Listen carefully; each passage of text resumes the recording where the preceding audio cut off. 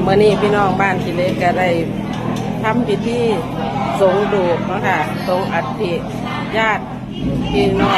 น้องผู้ล่วงลับไปแล้วเนาะค่ะเขาก็จะเอา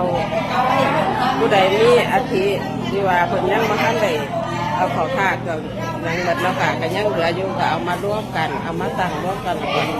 จะให้พระสงฆ์องค์พระเจ้าเป็นผู้ทำพิธีสงก่อนค่ะแล้วก็ญาติโยมก็มาสงที่หลังค่ะพี่น้องแล้วก็ทำน้ำอบน้ำหอมมาสงค่ะเพราะว่าปีหนึ่งมีครั้งหนึ่งแล้วกันเนาะคือสงเทศกาลสงกรานต์พิธีการ1 ปีมี1 ครั้งที่เทศกาลสงกรานต์ค่ะพี่น้อง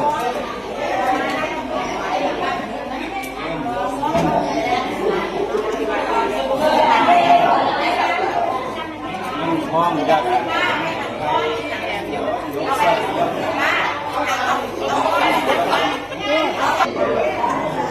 หันยกหันไหมบอทัน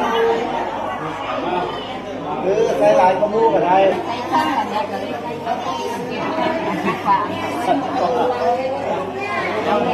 หลายบอลกระจายกันไป